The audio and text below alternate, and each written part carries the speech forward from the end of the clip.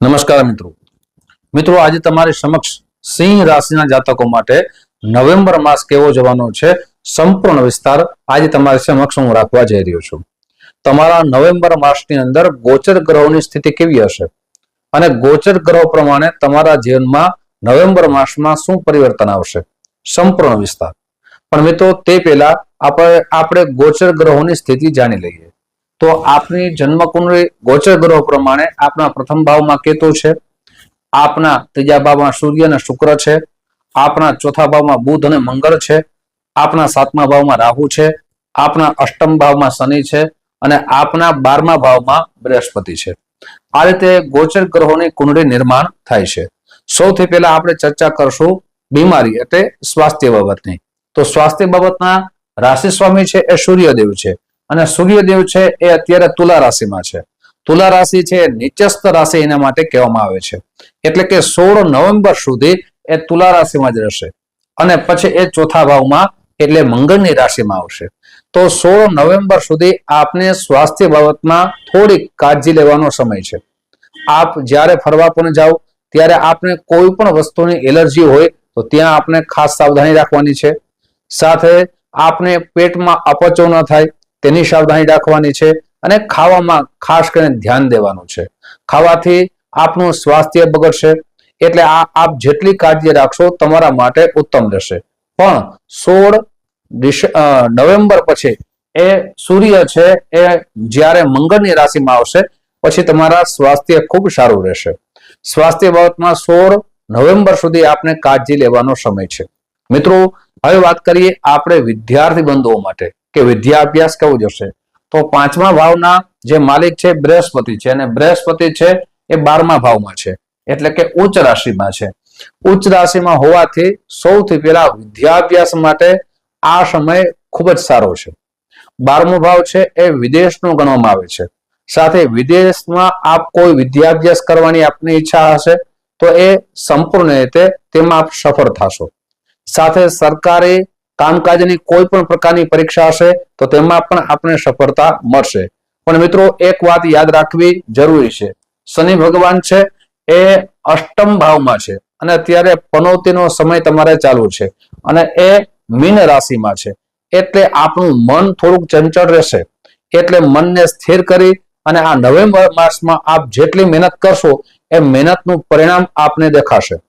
સાથે આપને સંગત દોષથી પણ બચવું જોઈએ જેનાથી આપના જીવનની અંદર વિદ્યા અભ્યાસ સારો થઈ શકે. મિત્રો હવે વાત કરશું આપણે મેરેજ લાઈફની કે મેરેજ લાઈફ આપણું કેવું જશે. પણ તે પહેલા એક નમ્ર પ્રાર્થના છે. મારા નવા મિત્રો આ વિડીયો જોઈ રહ્યા છો, મિત્રો આ વિડીયો તમને ગમે તો જરૂર ને જરૂર લાઈક કરજો, શેર કરજો. સાથે મિત્રો જે પણ આપણે ચર્ચા કરીએ છીએ એ ગોચર ગ્રહ અનુસાર કરીએ છીએ. તમારી જન્મકુંડળીના ગ્રહો કેવા છે એ ખબર નથી. ઘણા બધા મિત્રો કહે છે કે અમને અમારા જીવનમાં શુભ ફળની પ્રાપ્તિ થતી નથી. તો મિત્રો આપની જન્મકુંડળી બતાવી આપના જન્મગ્રહના દોષ જે પણ હોય એને દૂર કરવા માટે એના ઉપાય કરવા જોઈએ. સાથે મિત્રો શનિ ભગવાનની સ્થિતિ પણ તમારે ખાસ કરીને જોવી જોઈએ. શા માટે?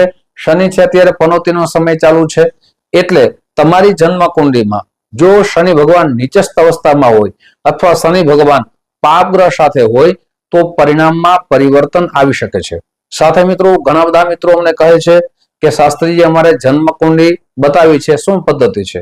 હું ઘણી વખત કહી ચૂક્યો છું કે આપને ઓનલાઈન જન્મકુંડળી બતાવવા માટે તમારું નામ, જન્મ તારીખ, જન્મ સમય, જન્મ સ્થળ વોટ્સઅપ નંબર મોકલી આપશો, સુનિશ્ચિત દક્ષિણા મોકલી આપશો એટલે આપણે કુંડળી બનાવી અને આપને મોકલવામાં આવશે. જેમાં પીડીએફ અને બુક આ બે રીતે કુંડળી બનાવીએ છીએ. સાથે ઓનલાઈન ચર્ચા પણ કરવામાં આવશે. આપણી પાસે જન્મ તારીખ ન હોય, જન્મ સમય ન હોય તો પણ ચિંતા કરવાની જરૂર નથી.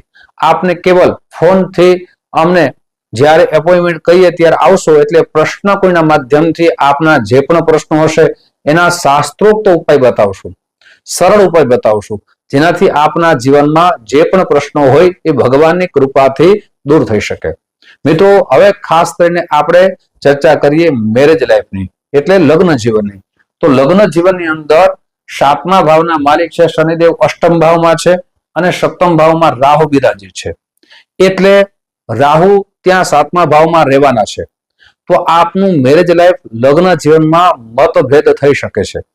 આપ જેટલું કાળજી લેશો, સાવધાની રાખશો, આપના જીવન માટે ખૂબ જ સારું રહેશે. પણ મતભેદની અંદર આપ ક્રોધ કરશો અથવા ઝઘડો કરશો, વિવાદ કરશો, તો એ વિવાદનું પરિણામ સારું નહીં આવે. એટલે આપણે કાળજી લેવાનો આ સમય છે. નવેમ્બર માસ તો ખાસ કરીને સાથે આ રાહુ છે તે પણ 7મા ભાવમાં છે. રાહુને 7મા ભાવમાં હોવાથી મેરેજ લાઈફની અંદર હર હંમેશા એ ઝઘડા વિવાદનું કારણ બને છે. એટલે આપણે ખાસ સાવધાની રાખવાનો સમય છે. મિત્રો, પાર્ટનરશિપમાં બિઝનેસ કરો છો તો ત્યાં પણ આપને નુકસાન ન થાય, એકબીજા પ્રત્યેનો વિવાદ ન થાય, આપની પાર્ટનરશિપ તૂટી ન જાય તેની પણ કાળજી લેશો. સાથે દૈનિક વેપાર કરો છો તો દૈનિક વેપારમાં પણ આપણે આપના ક્રોધ ઉપર કંટ્રોલ રાખવો જોઈએ. આપના સ્વભાવ ઉપર આપણે કંટ્રોલ રાખવો જોઈએ, જેનાથી ક્રોધ આવવાથી ઘણી વખત નુકસાન થવાની સંભાવના વધી જાય છે. મિત્રો, હવે વાત કરીએ ખાસ કરીને ભાગ્યની. તો ભાગ્યના સ્વામી છે મંગળદેવ છે, અને મંગળદેવ છે મિત્રો ખાસ કરીને પોતાની રાશિમાં છે, બુધ સાથે છે, એ સ્વ રાશિમાં છે, એટલે કે વૃશ્ચિક રાશિમાં છે, ચોથા ભાવમાં છે. ચોથો ભાવ છે એ ભૌતિક સુખનો માનવામાં આવે છે.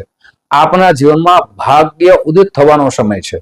આપ જે પેલા મહેનત કરી રહ્યા હતા પણ મહેનતનું પરિણામ આપને દેખાતું ન હતું. આપ ખૂબ મહેનત કરતા હતા પણ એ મહેનતનું પરિણામ હવે દેખાશે.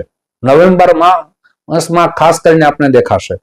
સાથે જે આપ પૈસા આપના ખૂબ સારી જગ્યાએ લગાડ્યા, બિઝનેસમાં લગાડ્યા, છતાં એનું વળતર મળતું ન હતું, એ વળતર મળવાના પણ સુંદર મજાના યોગ નિર્માણ થઈ રહ્યા છે. એટલે હવે ખાસ કરીને સારા દિવસો આવી રહ્યા છે, ભાગ્યનો સાથ મળવાનો છે. હવે વાત કરશું કેરિયરની. તો મિત્રો, કેરિયરના જે સ્વામી છે તે પણ ખાસ કરીને કોણ છે તો કે શુક્રદેવ છે, અને શુક્રદેવ છે એ પોતાની જ રાશિમાં છે, એટલે કે ત્રીજા ભાવમાં છે.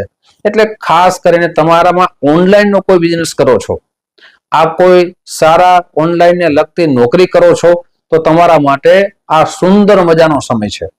ખાસ કરીને પ્રમોશન થવાના યોગ છે. સાથે આપ જે કાર્ય કરી રહ્યા છો એ કાર્યમાં આપના બોસ આપની પ્રશંસા કરશે.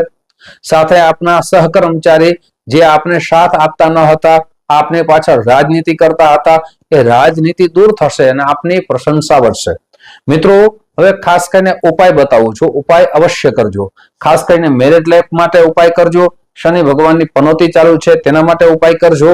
આ ઉપાય એ છે કે પ્રતિ દિવસ આ બીજ મંત્રની એક માળ અવશ્ય કરો. ઓમ પ્રામ પ્રીમ પ્રોમ શઃ શનિશ્ચરાય નમઃ. સાથે આ પક્ષીઓને દાણા અવશ્ય નાખો. અને આપના જે રાશિ સ્વામી છે સૂર્ય ભગવાન છે એની રોજ ઉપાસના કરો. સૂર્ય ભગવાનને જલ ચડાવો.